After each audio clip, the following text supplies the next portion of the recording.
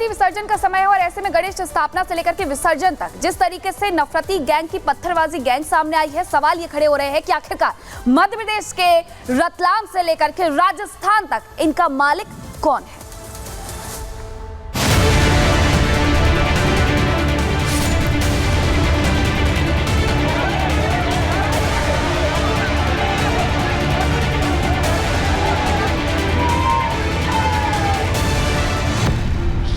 शहर नफरती पत्थर।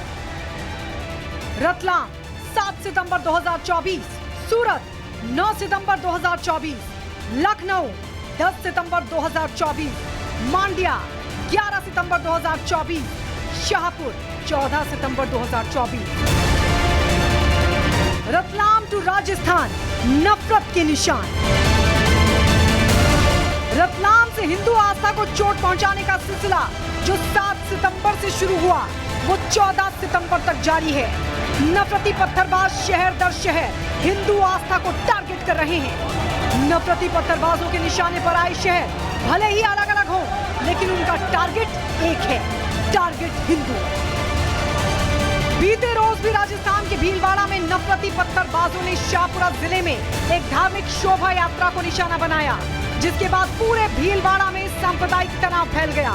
वो तो गनीमत रही कि राजस्थान पुलिस ने नफरती साजिश के बाद आक्रोश में आई जनता की नब्ज टटोल ली और मौके की नजाकत को भांपते हुए साजिश को नाकाम कर दिया, वरना शहर में शांति समृद्धि के लिए निकाली गई भगवान पीताम्बर राय महाराज की बेबान धार्मिक यात्रा कुछ और ही रंग ले जाती।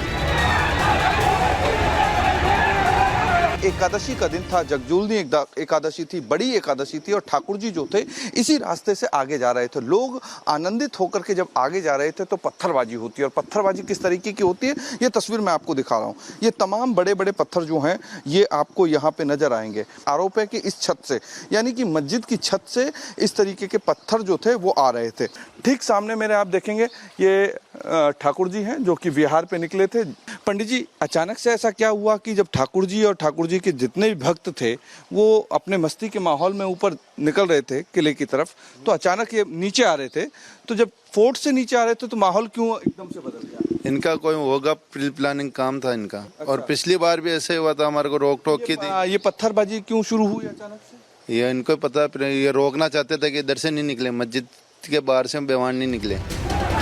दरअसल पूरे विवाद की जड़ शाहपुर जिले के जहाजपुर में बनी जामा मस्जिद से जुड़ी है।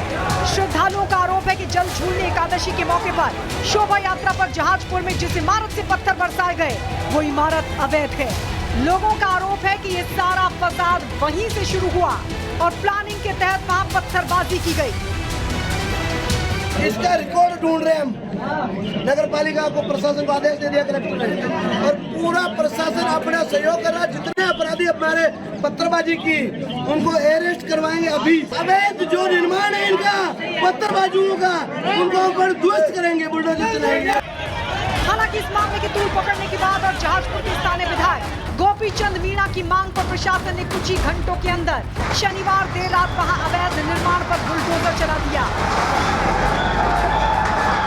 लेकिन नफरती पत्थर के निशान सिर्फ भीलवाड़ा के शाहपुर में ही नहीं है। इससे पहले भी कई शहरों में नफरती पत्थरबाजों ने हिंदुओं की आस्था पर इसी तरह चोट की है, जिसमें रतलाम से लेकर शाहपुर में हुई पत्थरबाजी की घटना शामिल है।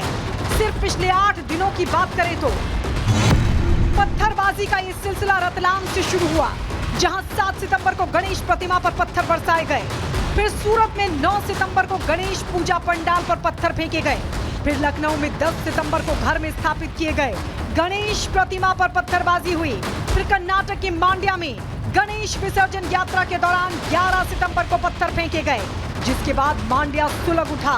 फिर 14 सितंबर को ही यूपी के महोबा में भी गणेश विसर्जन यात्रा पर पत्थरबाजी हुई, वहां श्रद्धालुओं पर हमला भी किया गया।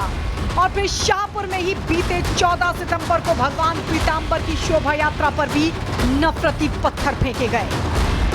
पिछले 8 दिनों में शहर दर शहर सामने आई पत्थरबाजी की इन घटनाओं में टारगेट सिर्फ हिंदू ही रहे हैं।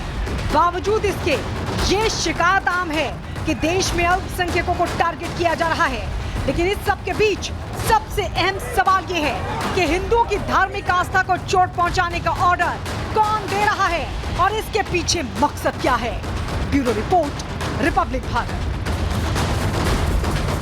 तो आखिर इस नफरती बाजार का मालिक कौन है और मंशा क्या है, ये बड़ा सवाल खड़ा हो रहा है। रतलाम की बात करें तो हिंदू आस्था को चोट पहुंचाने का सिलसिला यहां पर भी देखने को मिला।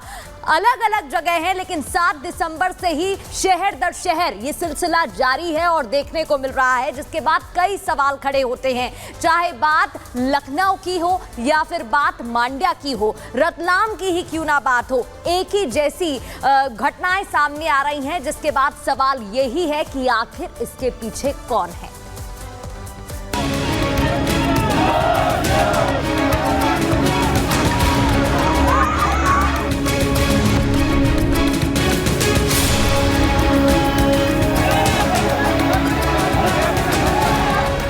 शहर शहर नफरती पत्थर,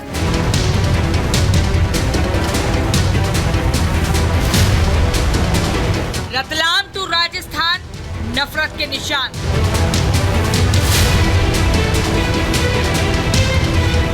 ये तस्वीरें उत्तर प्रदेश के महोबा जिले की है, जहां गणेश विसर्जन यात्रा को निशाना बनाया गया।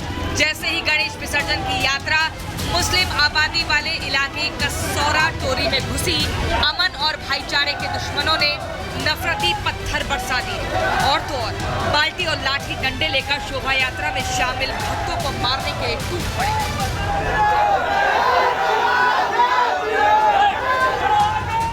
अब आपको एक और तस्वीर दिखाते हैं जो राजस्थान के भीलवाड़ा से सामने आई है। देखिए कैसे नफरती पत्थरबाजों ने शाहपुरा में एक धार्मिक शोभा यात्रा को निशाना बनाया, जिसके बाद पूरे भीलवाड़ा में सांप्रदायिक तनाव फैल गया।